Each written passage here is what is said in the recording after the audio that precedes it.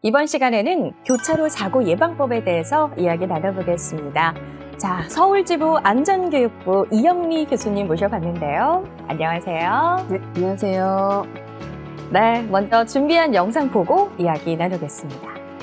교차로는 전후 좌우 여러 방향의 차량이 동시에 움직이는 만큼 위험성이 항상 존재합니다. 따라서 운전자에게는 더욱 큰 주의가 요구되어지는데요. 하지만 신호를 정확히 확인하지 않고 서두르거나 무리하게 통과하는 운전자가 있어 전체 교통사고의 약 50%가량이 교차로에서 발생하고 있습니다. 그렇다면 교차로의 안전한 통행 방법, 어떻게 해야 할까요?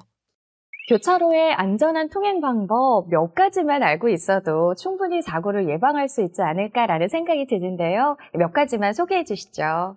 네, 크게 세 가지 정도가 있는데요. 첫 번째는 신호 준수입니다. 네. 모든 운전자는 상대방이 신호를 지킬 것으로 예상하고 움직이기 때문에 나 역시도 상대방 운전자가 내 행동을 예측할 수 있도록 신호를 준수하는 것이 기본이 되어야 하고요. 네. 내 신호라고 할지라도 안전을 확인한 후에 여유롭게 출발하고 혹시 모르게 뒤늦게 들어오는 차량에 주의해야 합니다. 네, 나의 신호 차례가 왔더라도 안전이 완전히 확보된 후에 출발하자 기억하시면 좋겠네요. 자, 두 번째는 뭔가요? 네, 두 번째는 꼬리 물기를 하지 않는다입니다. 네. 신호가 바뀌어서 출발하려고 하는데 꼬리에 꼬리를 물고 들어오는 차량들 때문에 이러지도 저러지도 못해서 짜증나는 경우가 있는데요. 네. 특히나 차가 많이 밀리는 출퇴근 시간에 이런 경험들을 아마 한두 번쯤은 해보셨을 거다라는 생각이 듭니다. 맞아요. 막 경적 울리고 난리도 아니더라고요. 네, 어떤 사람은 잘 몰라서 실수로 들어가기도 하고 또 어떤 사람은 조금 더 빨리 가기 위해서 나까지만 하는 마음으로 교차로에 무리해서 들어가는데요. 조금 찔리기도 하네요. 도로교통법에 따르면 교차로에 진입할 때 앞차의 상황에 따라 교차로에 정지하게 되어 다른 차의 통행에 방해가 될 우려가 있을 경우에는 교차로에 진입해서는 안 된다라고 규정하고 있습니다. 네, 교차로에 진입하면 안 되는 규정까지 꼭 기억해야겠습니다. 자, 다음은요. 이 경우 운전자가 무리해서 교차로에 진입하게 되면 범칙금이 부과되는데요. 승합자동차는 5만 원, 승용자동차는 4만 원, 이륜차는 3만 원의 범칙금이 부과됩니다. 와, 범칙금이 있다는 사실 꼭 기억해야겠네요. 꼬리 물기는 엄연한 위법행위이고 차량 통행에 방해가 될 뿐만 아니라 결국 도로의 정체를 야기시켜서 모두에게 손해라는 것 꼭 기억하셔서 절대로 하지 않도록 해야겠습니다. 네, 모두에게 손해인 꼬리 물기 절대 해서는 안 되겠습니다. 자, 마지막까지 살펴볼까요? 네, 마지막으로는 신호가 없는 교차로나 회전 교차로에서는 무조건 양보하라입니다. 네. 이 양보를 해야 된다라고 말씀을 해주셨는데 따로 우선순위가 정해져 있는 건 아닌가요?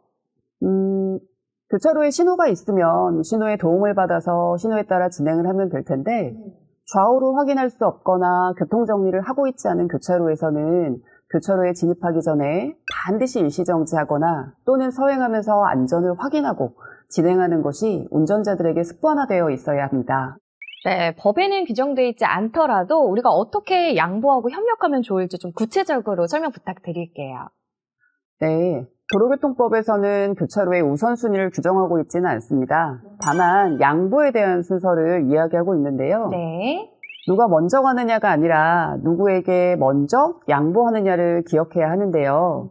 예를 들어서 긴급 차량이 있으면 긴급차가 먼저 진행할 수 있게 해주고 또 이미 교차로에 들어가 있는 차가 있을 경우에는 교차로에 들어가 있는 차에게 양보하도록 하고 또 도로폭이 넓은 주도로와 도로폭이 좁은 부도로의 교차 시에서는 주도로에서 진입한 차에게 진로를 양보해야 합니다. 아, 그렇군요. 세 가지 꼭 기억을 해야겠고요. 네. 네.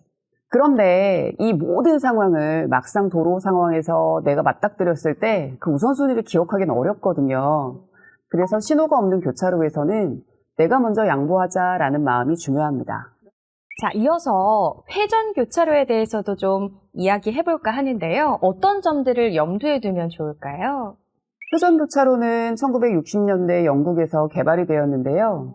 교차로의 소통 확보, 교통사고 예방, 그리고 에너지 절감 같은 면에서 효과가 굉장히 크기 때문에 이미 유럽 같은 선진국에서는 보편화되어 있습니다. 우리나라 역시 교차로 사고를 줄이기 위해서 2010년부터 본격적으로 설치되었고 점차 그 수를 늘려가고 있는 중인데요. 먼저 회전교차로에는 신호등이 없기 때문에 신호대기 시간이 당연히 없겠죠. 네. 그래서 교통 흐름이 원활해지는 게 가장 큰 특징입니다. 네. 두 번째로는 신호 대기 중에 발생하는 연료 소모와 대기 오염 역시 줄일 수 있고요. 세 번째로는 회전 차량이 우선이기 때문에 교차로 내에서 사고가 발생할 수 있는 상충 횟수를 줄여서 교통사고 발생 가능성이 확실하게 낮아집니다. 그렇군요. 그러니까 환경 오염 예방도 되지만 안전에도 탁월한 효과가 있다라는 말씀해 주셨어요. 네. 이렇게 굉장히 많은 장점을 가지고 있는 회전교차로이지만 운전자가 꼭 지켜야 할 것들이 몇 가지 있는데요. 일단 회전교차로의 기본 운영 원리는 양보입니다. 네. 그래서 교차로에 진입하는 차량은 이미 돌고 있는 차량에게 순서를 양보해야 하는데요. 네.